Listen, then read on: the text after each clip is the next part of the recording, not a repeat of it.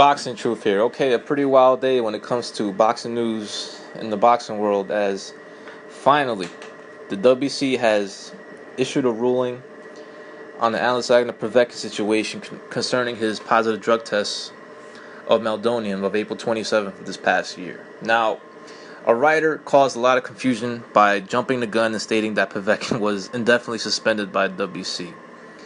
And everyone was confused, especially me, as I was reading the report the WBC just recently released, and I was trying to find where the fuck did it said that Povetkin got suspended. But since the writer has corrected himself, as I read the report a few times trying to find where the fuck that he read that he was suspended, because all the WBC said was that they couldn't prove that Povetkin took the banned substance of meldonium after January 1st because of the low traces that he tested positive for, and it was in line with what the WADA notices kept releasing to the WBC, a finding of no fault with respect to samples collected between March 1st and September 30th for concentrations of meldonium of under 1 nanogram, whatever you call it.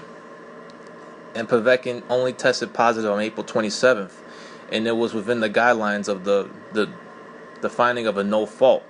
So he gets a pass for the type of traces he tested positive for, because it was under that limit, and also it's a very complex substance with very little information to prove that he took the substance after it was banned.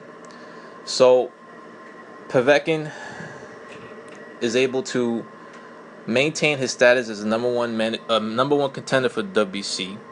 He has to undergo a testing protocol by the WBC for up to 1 year, and it's going to be out of his own expense. He has to pay for it. And if he tests positive just once, then he will be indefinitely suspended. He will be removed from the ratings, and he won't be able to participate in any related events concerning the WBC. So now Povetkin maintains his number one ranking, and WBC has ordered an interim WBC championship bout between the two highest rated available contenders in the WBC, which is Alexander Povetkin at number 1 and Berman Stavern, who is the number 2 contender within the WBC rankings. So now the WBC has ordered the two parties of both fighters to negotiate a bout. They have 30 days to negotiate. If they can't come to an agreement, a purse bid will be held on September 16th. Wilder retains his rights as the full world champion for the WBC as he recovers from his injuries. There's still the ongoing pending legal suit between Wilder and Povetkin that could have an impact on the WBC's ruling, depending on what goes down in that legal battle between Povetkin and Wilder. Wilder has to recover from some injuries. He'll be out for some time. Won't be back until 2017. And in the meantime, Povetkin can remain active, get a shot at the interim WBC title if his party can make a deal with Berman Stavern. And this is good news for Povetkin. He maintains his number one ranking. He proved that he was able to make a case that he was under the guidelines that has been administered by WADA of the no fault finding. So he gets to maintain his ranking. He gets to fight for an interim belt, and we'll see what happens with the pending litigation between Wilder and Povetkin. But it seems like Wilder is going to have to go through with this fight. I mean, there's still some issues. The legal case is also Povetkin can't test positive again. Otherwise, he'll be indefinitely suspended.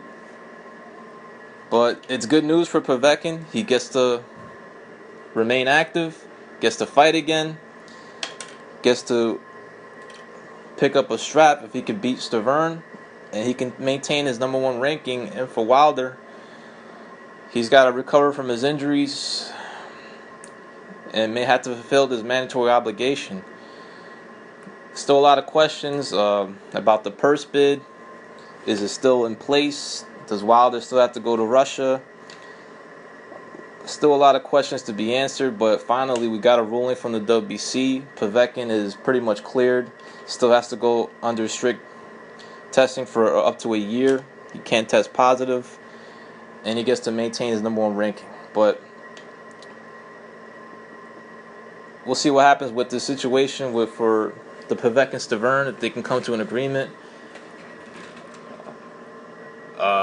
What Wilder feels about this ruling, and if this bout is ever going to take place. Is this mandatory fight ever going to take place? Because Povetkin is still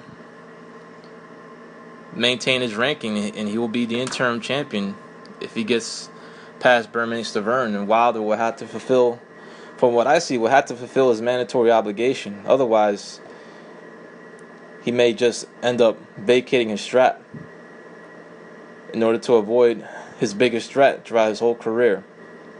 This is Boxing Truth. I'm out.